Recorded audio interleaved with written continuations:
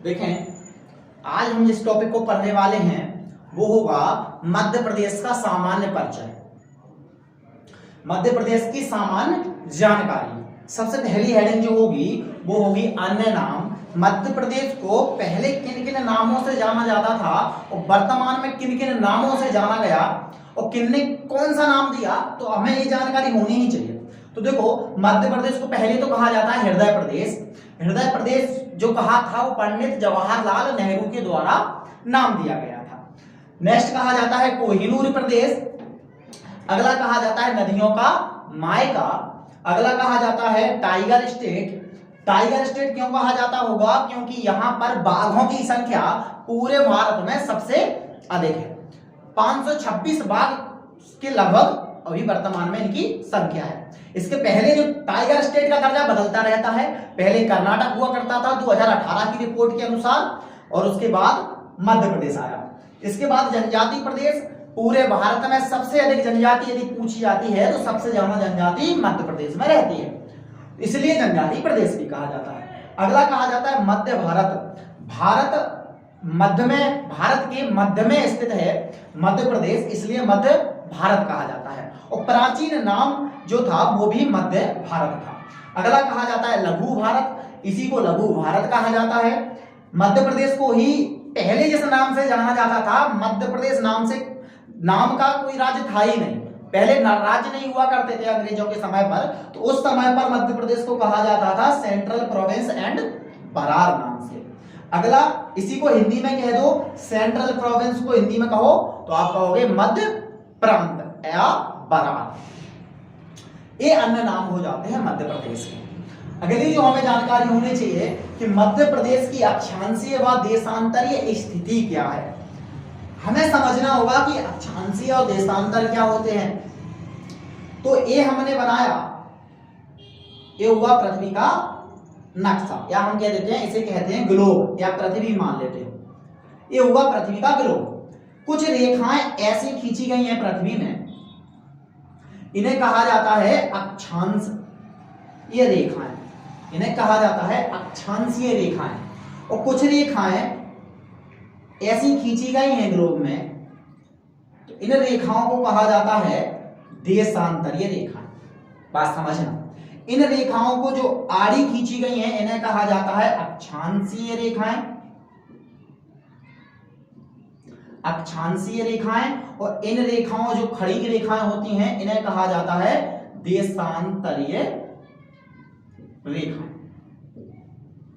अब बात की जाए कि अक्षांशीय व देशांतरीय स्थिति में हमें क्या पढ़ना मध्य प्रदेश में, तो हमें ये जानकारी होनी चाहिए कि जो मध्य प्रदेश है वो किन अक्षांश और किन देशांतर के बीच में है। जैसे हम मान लेते हैं मध्य प्रदेश यहां हो, माना मध्य प्रदेश यहां है, तो हमें ये जानकारी होनी चाहिए कि मध्य प्रदेश के लास्ट में कौन सी अक्षांश रेखा गुजरती है और मध्य प्रदेश के सबसे उत्तर में कौन सी रेखा गुजरती है, यानी किन दो अक्षांशों के बीच में मध्य प्रदेश है, या फिर हम कह देते हैं किन दो देशांतरों के बीच में मध्य प्रदेश है। हम क्या समझ लेते हैं कि किन दो अक्षांशों के बीच और किन दो देशांतरों के बीच स्थित है। हम मान लेते, मानो देखो मध्य प्रदेश देखा, माना कीजिए हो, तो हम कहेंगे ए वाला अक्षांश और इस वाले अक्षांश के बीच मध्य प्रदेश है। हम कहेंगे ए वाले देशांतर और इस वाले देशांतर के मध्य है, तो इस वाले देशांतर और इस वाले देशांतर के मध्य है। इनके कुछ तो डिग्रियां होंगी, इनके कुछ तो नाम होंगे, बस हमें वो जानकारी होनी चाहिए। अच्छा, कोई यदि पूछ लेता है कि मध्य प्रदेश किस गोलार्ध में स्थित है, मध्य प्रदेश किस गोलार्ध में है, तो समझना कि पूरा का पूरा भारत ही उत्तरी गोलार्ध में बसा हुआ है। पूरा का पूरा भारत ही, भारत जो है वो पूरा का पूरा कहां बसा हुआ है, इस रेखा को कहा जाता है 0 डिग्री लाइन। तो 0 डिग्री के ऊपर कहा जाता है उत्तरी गोलार्ध और नीचे कहा जाता है दक्षिणी गोलार्ध। समझते हो? तो भारत कहां स्थित है? उत्तरी गोलार्ध में। तो मध्य प्रदेश भी कहां स्थित होगा? उत्तरी गोलार्ध में। तो मध्य प्रदेश पहले तो होगा उत्तरी गोलार्ध में। तो उत्तरी गोलार्ध में किस अक्षांश से किस अक्षांश तक है हमें वो जानना है। देखो,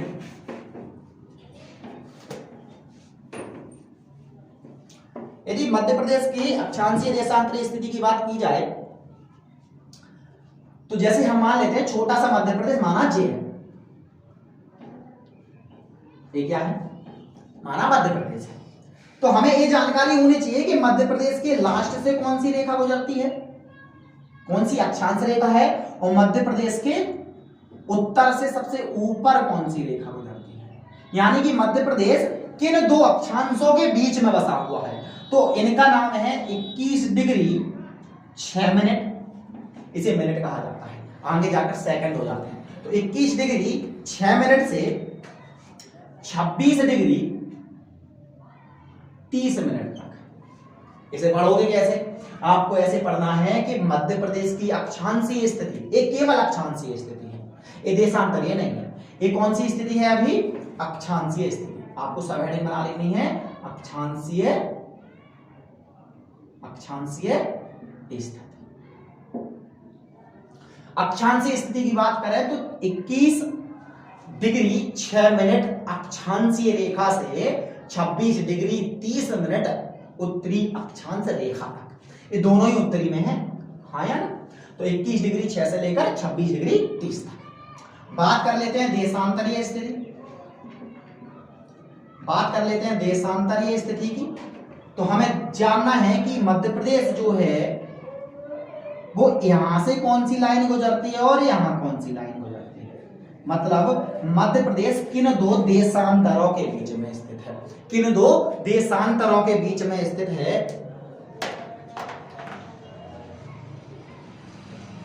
तो देखें, जो रेखा यहां है पश्चिम की साइड, इसे कहा जाता है 74 डिग्री 9 मिनट, 74 डिग्री 9 मिनट, और 74 डिग्री 9 मिनट। और अगली इस रेखा को कहा जाता है,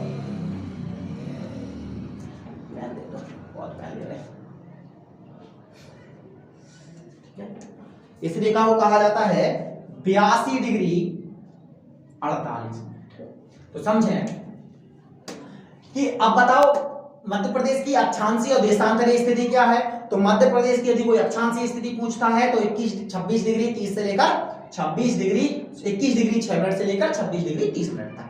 अच्छा, कोई देशांतरीय स्थिति पूछता है तो 74 डिग्री 9 मिनट से 82 डिग्री 48 मिनट तक। नेक्स्ट पॉइंट जान लेते हैं। अब बात की जाए लंबाई की। लंबाई का मतलब है कि जो मध्य प्रदेश है, आपको भी ऐसे ग्राफ बना लेने हैं कि जो मध्य प्रदेश है उसकी उत्तर से दक्षिण की ओर लंबाई क्या है। मतलब समझ पा रहे होंगे कि उत्तर का सबसे उत्तरी जो राज्य है, जब सुना होगा मुरैना जो है। यदि ये भी क्वेश्चन, चलो इसी में ही डिफाइन कर लेते हैं कि सबसे उत्तरी जिला कोई पूछे मुरैना, सबसे दक्षिणी कोई जिला पूछे नाम है बुरहानपुर, सबसे पूर्वी जिला यदि कोई पूछे तो नाम होगा सिंगरौली। ये तुम्हें जानकारी होनी चाहिए, सिंगरौली। और सबसे पश्चिमी जिला कोई पूछे तो नाम होगा अलीराजपुर, अलीराजपुर। तो ये लंबाई हेडिंग हम हटा देते हैं, इसको हमें हेडिंग डाल देते हैं, ऐसा ग्राफ बना लेते हैं, कोई हेडिंग नहीं, कि हमें यहां से क्वेश्चन ऐसे पूछने को मिलेगा कि सबसे उत्तरी जिला कौन सा है, तो मध्य प्रदेश में मुरैना है, सबसे पूर्वी जिला सिंगरौली, सबसे दक्षिणी जिला बुरहानपुर, सबसे पश्चिमी जिला अलीराजपुर हो जाता है। अब डाल देते हैं हेडिंग लंबाई। लंबाई हेडिंग हो जाती है। लंबाई की यदि बात कर लेते हैं तो लंबाई के लिए ग्राफ हमें बनाना होगा। हमें मतलब यह है कि उत्तर से दक्षिण की ओर लंबाई कितनी है और पूरब से पश्चिम की ओर लंबाई कितनी है। तो बात यदि की जाए, शॉर्ट में लिख देते हैं कि लंबाई है ना, जिससे ज्यादा जगह है ना आगे। तो देखो, लंबाई की बात की जाए कि पश्चिम से पूर्व की ओर लंबाई कितनी है, तो पश्चिम से पूर्व की ओर लंबाई जो है, ग्राफ सही नहीं बना, सही बना देते हैं, ऐसा। तो थोड़ा ऐसा क्रॉस होना चाहिए, है ना। तो जो ऐसे में जो लंबाई है मध्य प्रदेश की, यानी जब तुम अलीराजपुर की लास्ट सीमा से सिंगरौली की लास्ट सीमा तक जाओगे, आपको गुजरना होगा 870 किलोमीटर तक। कितना किलोमीटर? 870। कितना किलोमीटर है? 870 किलोमीटर। नेक्स्ट ग्राफ आपको लास्ट बनाना होगा, एक ग्राफ और बना लेते हैं। यदि आपको उत्तर से दक्षिण की ओर आना है तो लास्ट लंबाई कितनी है? तो ये आपकी लंबाई हो जाती है 605 किलोमीटर। 605 किलोमीटर। तो क्वेश्चन है कि मध्य प्रदेश की उत्तर से पश्चिम से पूर्व की ओर लंबाई कितनी है? आंसर आएगा 870 किलोमीटर। मध्य प्रदेश की उत्तर से दक्षिणी लंबाई कितनी है? आंसर आएगा 605 किलोमीटर। ये सब कुछ हटा देते हैं हम। इसके बाद जानना है हमें क्षेत्रफल के बारे में। इसके बाद जो हमें जानना है वो जानना है क्षेत्रफल के बारे में। ठीक है,